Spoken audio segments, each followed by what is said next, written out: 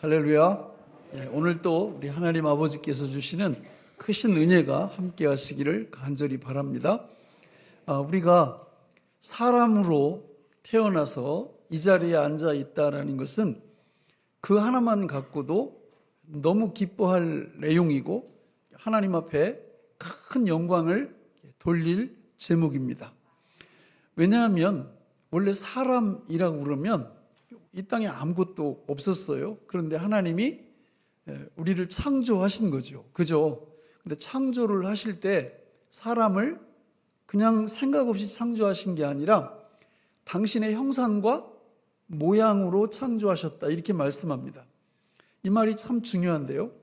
당신의 형상과 모양이라는 것은 우리의 격을 누구 위치까지 높였다는 거예요? 하나님의 자리까지 높였다라는 겁니다. 믿으시나요? 성경에 보면 영접하는 자, 곧 그 이름을 믿는 자들에게는 하나님의 자녀가 되는 권세를 주셨다. 이렇게 말씀합니다. 자녀가 얼마나 존귀한 존재입니까? 자녀는 부모의 모든 유산을 대가 없이 그냥 다 받습니다. 그게 자녀입니다. 돼지는 몰라요. 돼지를 낳고, 소는 소를 낳고, 사람은 사람을 낳습니다. 하나님은 누구를 낳아요? 왜 갑자기? 하나님은 하나님을 낳습니다. 그 비밀, 그 신비가 사람이라는 말 속에 들어있는 거예요. 그래서 사람을 하나님께서 자녀라고도 얘기하고요. 또 예수 그리스도의 신부라고도 얘기해요. 격이 동급이라 그 말이에요. 그러니까 우리가 하나님의 형상과 모양으로 지음 받은 것을 진짜 믿는다면 우리는 팔자 고친 사람들이에요. 인생 대박난 사람들입니다. 별로 감동이 없어요.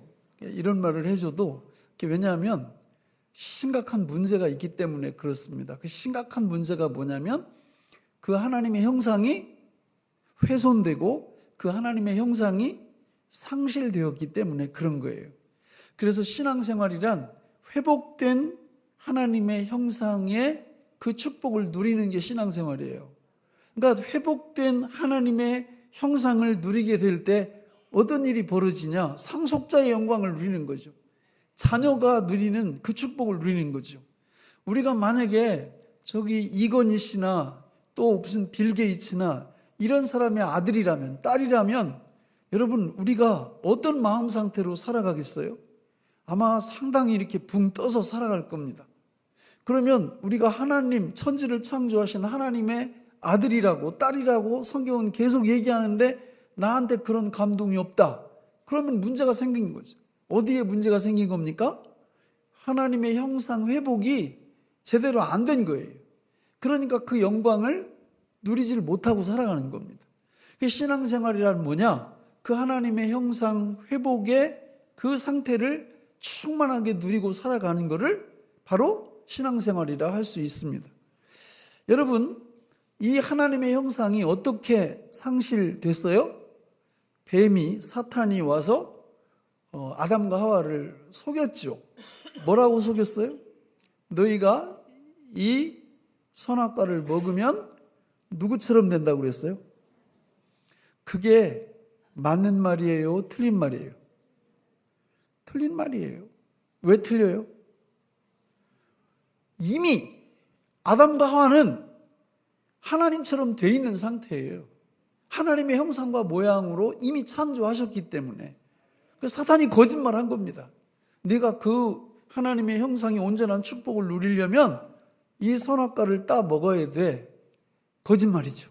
왜냐하면 이미 하나님의 자녀인데, 이미 하나님의 형상을 가지고 있었는데 아담과 하와가 그 말에 속아가지고 하나님처럼 된다는, 이미 되었는데 된다는 말에 속아서 그걸 먹고는 하나님의 형상을 잃어버렸어요. 그걸 성경은 타락이라고 말합니다.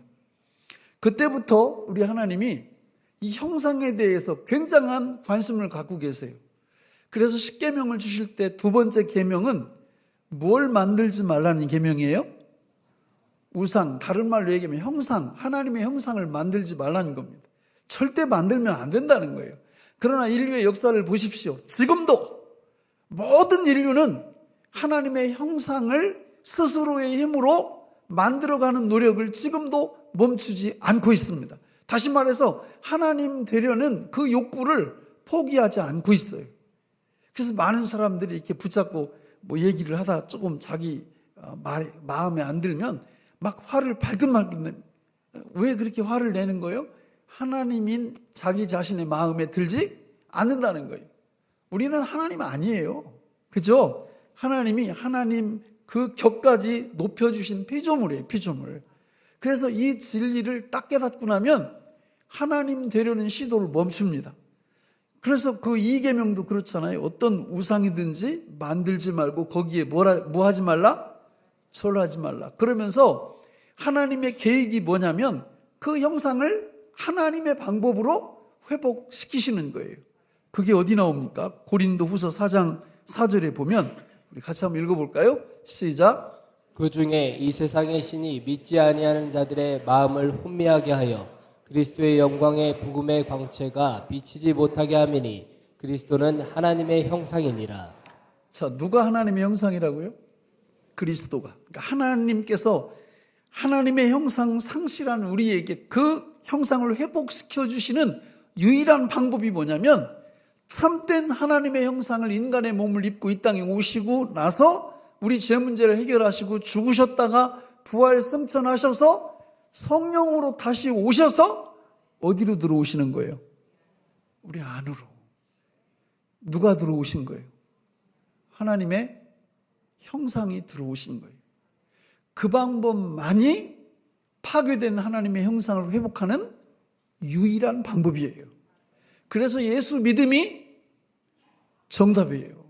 예수 믿음으로 하나님의 형상이 회복되는 것입니다. 참된 형상이신 예수 그리스도가 우리 안에 내주하심으로 아담이 잃어버렸던 그 하나님의 형상이 온전한 하나님의 형상이신 예수 그리스도의 내주하심으로 회복되는 줄로 믿습니다. 우리 예수님이 이 땅에 오신 이유는 바로 이 형상을 회복시켜 주시기 위해서 오셨는데 그거를 오늘 본문 38절에서 이렇게 설명하고 계십니다. 읽어볼까요? 시작. 이르시되 우리가 다른 가까운 마을들로 가자. 거기서도 전도하리니 내가 이를 위하여 왔노라 하시고. 아멘. 우리 예수님이 이 땅에 뭐 하시려고 오셨다는 거예요? 전도. 도를 전한다 그런 뜻이에요. 이 도가 누구예요? 하나님의 형상이에요. 하나님의 형상을 전하려고 예수님이 이 땅에 오셨다는 겁니다. 믿으시나요? 그게 예수님 오신 목적이에요. 예수님이 누구세요? 우리의 주님이시고 우리의 선생님이시고 우리의 왕이세요. 그러면 그분의 인생의 목적이, 이 땅에 오신 목적이 전도하기 위해서 도를 전하면서 잃어버려진 하나님의 형상을 회복시키는 게 그분이 오신 이유요, 그분이 오신 목적이라면 그분을 주님으로 믿고 따르는 저와 여러분들의 인생의 목적이 뭐예요? 이 땅 위에 우리가 살아가는 목적이 뭡니까? 예수님 제자가 아닌가요? 한 분도 없네. 예? 아니 여러분, 우리 선생님의 이 땅에 오신 인생의 목적이 뭐 하기 위해서요? 전도하기 위해서 오셨다면 그분의 제자들인 저와 여러분들의 인생의 목적은 뭐냐고요? 전도예요.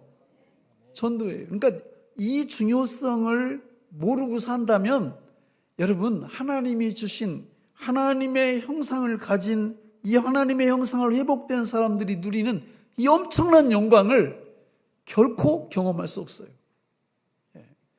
그래서 우리는 도를 알아야 돼요. 도. 이게 옛날에는 긴 치마 입고 이상하게 생긴 그 아줌마들이 저기 걸어갈 때 갑자기 나타나가지고 도를 아십니까? 이러면 깜짝이야. 근데 나중에 놀래가지고 그 다음에 또 나타나서 도를 아십니까? 그래서 그래 안다. 어쩔래? 이렇게 그런 적도 있는데 여러분, 도를 아십니까? 도는 예수님이세요. 예수님의 인격이시고 그분의 사역이 도예요. 그거를 진짜 알면 여러분, 그 영광, 그 하나님의 형상의 회복, 이거를 누리면 누릴수록 인생이 짜증날까요? 아니면 인생에 활력이 넘칠까요? 활력이 넘칩니다. 항상 기뻐하고 쉬지 말고 기도하고 범사에 감사하는 삶이 돼요. 그런데 그런 삶이 안 되는 분들은 도가 뭔지 모르는 거예요.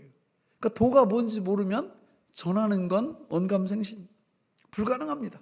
근데 도가 뭔지 알면 인생의 목적이 그거니까 계속 나를 통해서 그 도가 흘러나가게 만들어요. 그리고 그게 얼마나 나를 흥분시키는지 몰라. 나를 너무 행복하게 만드는 거예요. 그 예수님께서 내가 이 땅에 온 목적이 뭐 때문에? 전도를 위하여 이 땅에 왔다. 그리고 전도를 딱 했더니 어떤 증상이 나타나요? 39절 같이 읽어볼까요? 시작. 이에 온 갈릴리에 다니시며 그들의 여러 회당에서 전도하시고 또 귀신들을 내쫓으시더라. 누가 내쫓김 받아요? 귀신들이. 여러분, 아주 중요한 얘기입니다. 이 땅 위에 사는 모든 사람들은 하나님하고도 사실 불가분리의 관계, 나누어질 수가 없어요. 그런데 귀신, 사단, 마귀하고도 불가분리해요. 그러니까 예수를 믿든 안 믿든 귀신은 항상 우리 앞에 옆에 있어요. 예수를 믿지 않는 분들 중에는 이게 이제 그 증상이 심한 분들은 의지까지 귀신에게 빼앗긴 사람들이 있어요. 귀신 들린 사람들. 그러니까 이건 너무 안 됐죠. 그죠? 근데 그런 경우가 아니라 할지라도 예수님을 안 믿으면 그분들은 누구의 통치와 지배를 받아요?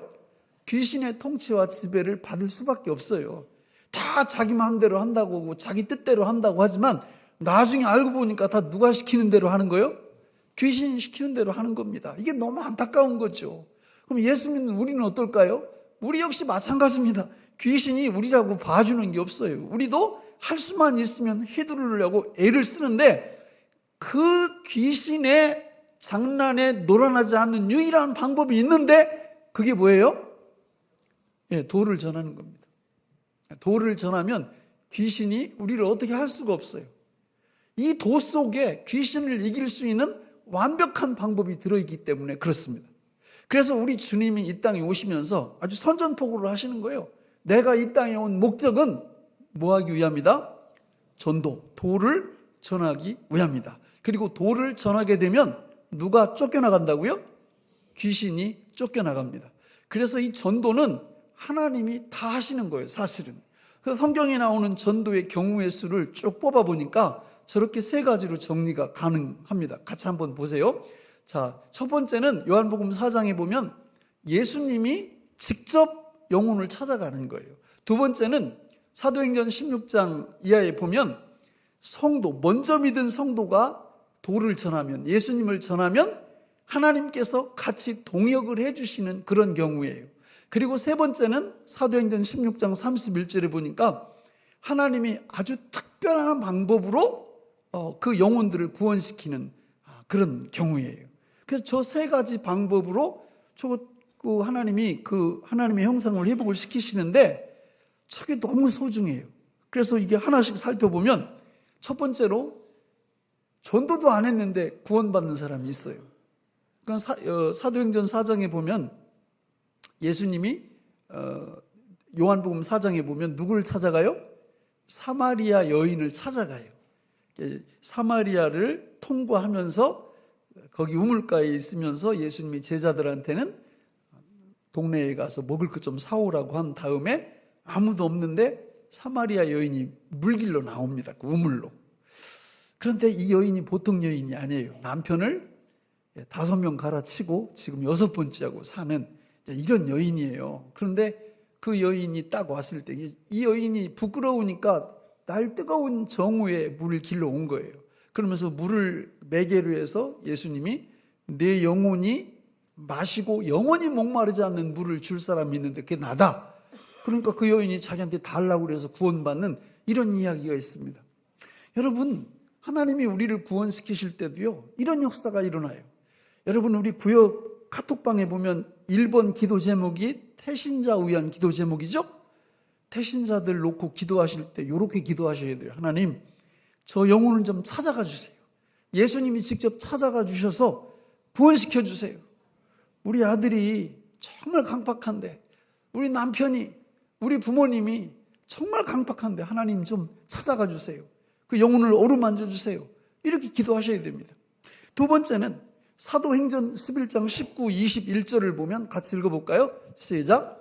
그때 스데반의 일로 일어난 환난으로 말미암아 흩어진 자들이 베니게와 그브로와 안디옥까지 이르러 유대인에게만 말씀을 전하는데 그 중에 그브로와 구레네 몇 사람이 안디옥에 이르러 헬라인에게도 말하여 주 예수를 전파하니 주의 손이 그들과 함께 하심에 수많은 사람들이 믿고 주께 돌아오더라. 예, 먼저 믿은 사람들이 복음을 전했더니 주님의 손이 그들과 함께 하셔서 구원의 역사가 일어난다는 거예요. 이걸 놓고도 기도하셔야 돼요. 그 다음 구절 16장 13, 14절도 마찬가지인데 같이 읽어볼까요? 시작. 안식일에 우리가 기도할 곳이 있을까 하여 문 밖 강가에 나가 거기 앉아서 모인 여자들에게 말하는데 두다리아 시에 있는 자색옷감 장사로서 하나님을 섬기는 루디아라 하는 한 여자가 말을 듣고 있을 때 주께서 그 마음을 열어 바울의 말을 따르게 하신지라. 아멘. 바울이 하나님 말씀을 복음을 전하니까 하나님께서 루디아의 뭘 열어요? 마음을 열어요. 이래서 그 형상을 회복시키게 만드시는 하나님의 역사가 있습니다. 우리 태신자들을 위해서 이렇게 기도하셔야 돼요. 마지막 세 번째는 사도행전 16장 31절인데 같이 읽겠습니다. 시작. 이르되 주 예수를 믿으라. 그리하면 너와 내 집이 구원을 받으리라 하고. 아멘. 문맥을 보면 바로 앞절에서 빌립보 감옥 간수가 물어봐요. 사도 바울한테. 선생들이여, 우리가 어떻게 해야 구원을 받을 수 있습니까? 그 앞에 무슨 일이 일어났겠죠? 어떤 일이 났어요? 사도 바울과 실라가 복음을 전하는데 이 사람들이 체포당해가지고 감옥에 갇혔어요. 바울과 실라가 그 감옥에서 하나님을 찬양하니까 지진이 일어난 거예요. 지진이 막 옥터가 움직여가지고 감옥이 다 무너져 버린 겁니다. 그러니까 이 간수가 있다가 죄수가 도망친 줄 알고 자결하려고 그러니까 사도 바울이 우리 한 명도 도망치지 않았으니까 자결하지 말라고 그랬더니 간수가 질문을 하는 거예요. 선생들이여, 우리가 어떻게 해야 구원을 얻으리까? 이렇게. 할렐루야. 여러분, 이렇게 하나님이 그 인생 속에서 뭘 일으키신다? 지진을 일으키셔서 형상을 회복시키는 경우가 적지 않아요. 제가 목회하면서 참 별의별 분들을 다 만나잖아요. 그죠? 그냥 뭐 몇 년 동안 열심히 신앙생활 하다가 어느 날 갑자기 보니까 혜성처럼 사라져서 안 나타나. 그래가지고 전화도 하고 교육자들이 찾아도 가고 뭐 그냥 끔찍하지 않습니다. 그러면 저는 그렇게 기도합니다. 하나님 3번이요, 3번. 3번이 뭐예요? 내가 늘 말씀드리는 3번 말고 오늘 여기서 3번. 그러니까 그 인생 속에 뭘 일으켜달라는 거예요? 지진 일으켜달라고. 지진은 아무한테나 일어나는 게 아니에요. 하나님이 사랑하는 백성에게만 일어나는 거예요. 여기서 말씀하는 지진은. 그 하나님이 지진 좀 일으켜 주세요. 예? 여러분도 이 기도 하셔야 돼요. 예? 내 자녀가 정말 말을 안 들어. 교회도 안 나오고. 그거 어떡할 거예요? 방법이 없잖아요. 딱 하나 있어요. 뭐 일어나면 돼요? 지진 일어나면. 내 남편도 마찬가지고 우리 부모님도 마찬가지고 내 태신자들도 마찬가지고 하나님이 지진을 일으켜 주시면 돼요. 실제로 여러분 영상을 잠깐 볼까요? 저기 보면 실감납니다. 실감나. 여기 우리 다 마찬가지일 거예요.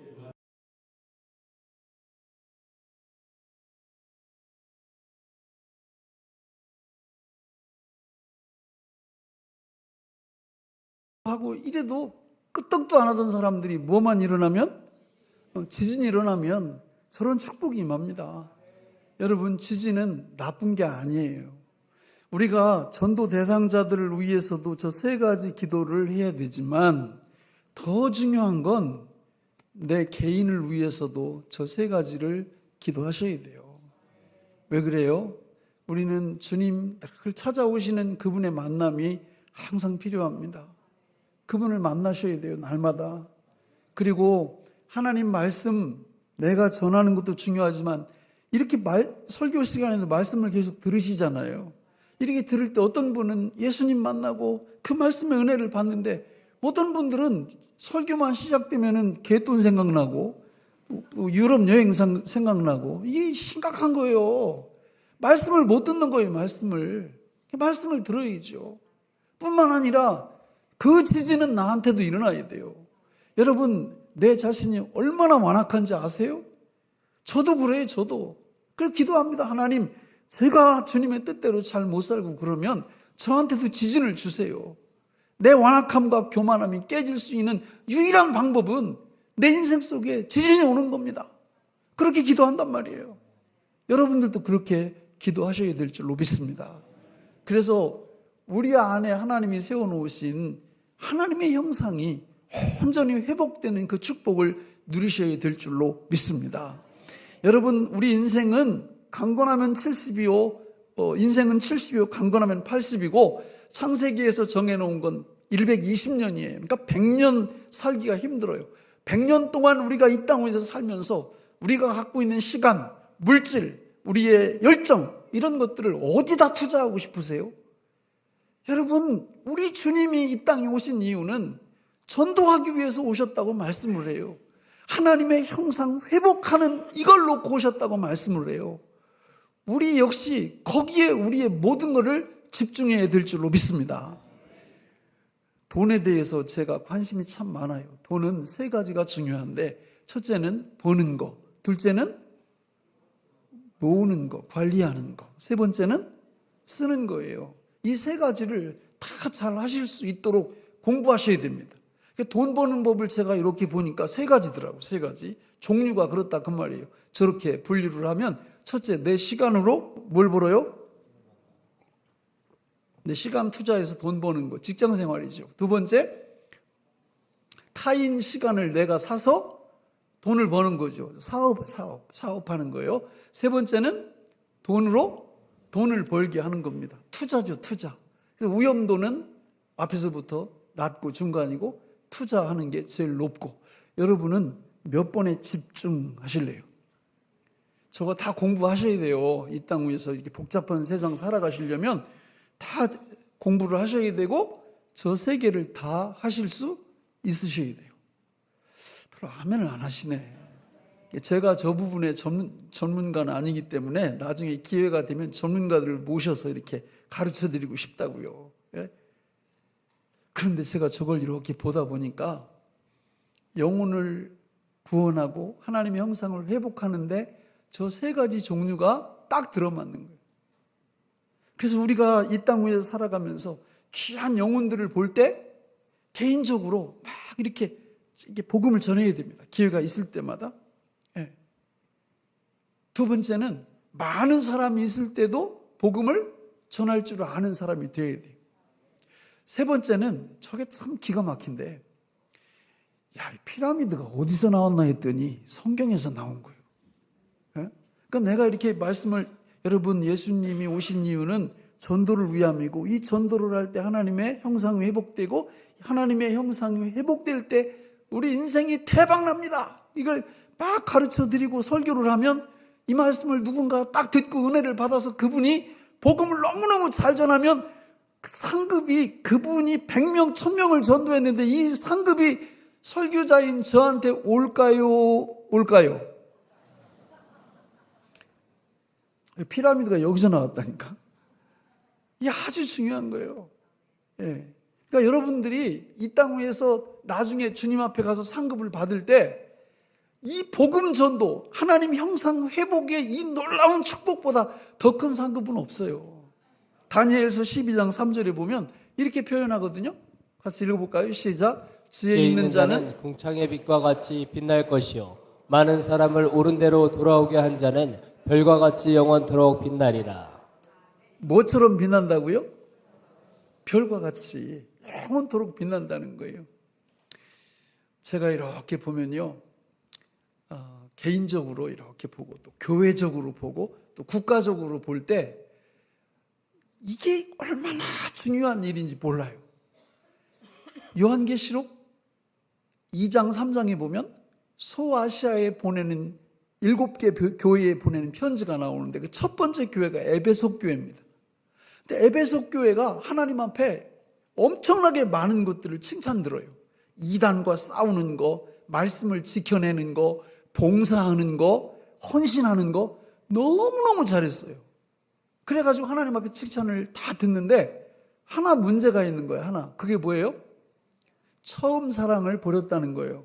그 처음 사랑이 뭔가 이렇게 성경을 보니까 그 뒷줄에 처음 사랑을 버렸느니라. 그러므로 어디서 떨어졌는지를 생각하고 처음 행위를 가지라. 이렇게 말해요. 그러니까 처음 사랑 이퀄 처음 행위예요. 그런데 그 요한계시록 2장 1절을 7절에 보면 하나님이 어떤 경고를 하시느냐면 너희가 만약에 이 말씀을 안 지키게 되면 내가 촛대를 옮기리라 이렇게 말씀합니다. 촛대는 뭐예요? 요한계시록에서? 교회예요, 교회. 그러니까 교회를 옮기리라 이렇게. 에베소 교회는 지금 터키에 있습니다. 그 지역이. 거기 가보면 교회가 있을까요, 없을까요? 없어요. 다 없어요. 그 에베소, 서머나, 버가모, 두아디라, 사대, 빌라델비아, 라우디게아 7교회가 흔적도 없어요. 그냥 흔적만 돌멩이만 몇 개 덩그러니 이렇게 놓여 있어요. 그 얘기는 처음 사랑을 회복했다는 거예요? 못했다는 거예요? 못했다는 겁니다. 그래서 교회가 없어진 거예요. 그러면 처음 사랑 이퀄 처음 행위인데 그게 뭘까? 어떻게 하면 교회가 없어질까? 뭘 안 하면 교회가 없어져요? 전도 안 하면 교회 없어져요. 전도 안 하면. 제가 마음이 너무 아픈 게 뭐냐면 우리 어떤 가정을 봐요. 가정을. 우리 가정이 있으면 믿음의 계대가 천대 만대 이어져야 좋습니까? 한 1, 2대 가다 끊어져야 좋습니까? 이어져야죠. 그러니까 이어지지 못하는 이유가 뭐예요? 첫 대가 옮겨지는 이유가 뭐예요? 전도 안 하는 거예요. 부모님들이 자녀들한테 전도 안 해요. 관심도 없어요. 당연하지. 그러니까 딱 끊어져 버리는 거예요. 교회도 마찬가지입니다. 수많은 교회들이 있어요. 어떤 교회는 계속해서 새로운 가족들이 밀려들어요. 이유가 뭐예요? 복음 전하는 거예요. 아주 미련할 정도로 다른 사람들이 뭐 고난을 가하든 듣기 싫은 소리를 하든 계속 도를 전합니다. 복음을 전합니다. 하나님 형상 회복에 전심전력합니다. 그러니까 하나님이 어떻게 하세요? 마음을 열어주시고 그 하나님의 손이 그들과 함께 하시는 거죠. 그런데 어떤 교회는 아니 이게 교회가 이렇게 개척을 하면 그래도 한 3, 4년 되면은 자립을 해야 되잖아요. 자립을 못해. 왜 자립을 못하나 보면 아니 목사님 사모님이 전도 안 하는 거예요. 개척해놓고 그럼 끝나는 거죠. 뭐 방법 없어요. 전도하면 누가 함께 하신다? 하나님이 함께 하세요. 하나님이 함께 하실 때 기도하면서 하나님 내가 전하는 이 복음 위에 주님이 함께 하시고 주님이 역사하시고 만약에 내 주변에 있는 사람들이 복음을 안 받아들일 때는 무엇도 일으켜주시고 지진도 일으켜주시고 이렇게 하면 이게 부흥이 안 될 수가 없거든요. 근데 그런 게 없는 거예요. 그런 게 없어. 국가도 마찬가지고. 저는 간절히 원합니다. 우리 교회에 나오시는 모든 분들, 여러분이 이 땅 위에 사람으로 존재하는 이유가 무엇입니까? 왜 여기 계십니까? 하나님이 우리에게 무슨 사명을 주셨습니까? 전도자의 사명을 주신 거예요. 우리 선생님이신, 우리 주인님이신 예수님이 내가 이 땅에 온 이유가 전도하기 위해서 왔다 이렇게 말씀하셨다면 그 예수를 믿는 하나님의 백성이라면 그분의 소명, 그분의 사명, 그분의 인생 목적은 우리의 인생 목적인 줄로 믿습니다. 이게 잘 안 되는 분들은 이유가 있어요. 안 되는 이유가. 그 이유가 오늘 본문인 1장 35절에 나옵니다. 같이 한번 읽어볼까요? 시작. 새벽 아직도 밝기 전에 예수께서 일어나 나가 한적한 곳으로 가사 거기서 기도하시더니 아멘. 저렇게 하신 다음에 전도하러 가시는 거예요. 오늘 우리들도 마찬가지입니다. 새벽에 그냥 잠만 계속 이렇게 쿨쿨 주무시면 전도자의 사명 감당 못해요. 새벽에는 어떻게 하라고요? 밝기 전에 일어나셔서 하나님 앞에 기도하시는 거예요. 어디서든지 기도하면서 무슨 기도 하셔야 되겠어요? 하나님, 예수님이 이 땅 위에 전도하러 오셨는데 저의 사명, 제1의 사명도 전도입니다. 하나님 전도할 수 있도록 저한테 능력 주시고 전도의 이 복음의 문도 열어주시고 또 전도의 문도 열어주시고 마음의 문도 열어주시고 믿음의 문도 열어주십시오. 이렇게 새벽에 기도하는 하나님의 백성들에게 우리 주님께서 하나님의 형상을 회복시키는 놀라운 그 축복을 베풀어 주실 줄로 믿습니다. 기도하겠습니다. 하나님 아버지, 오늘 우리에게 주신 이 말씀이 생명의 양식이 되게 하여 주옵소서. 예수님 이름으로 간절히 기도하옵나이다. 아멘.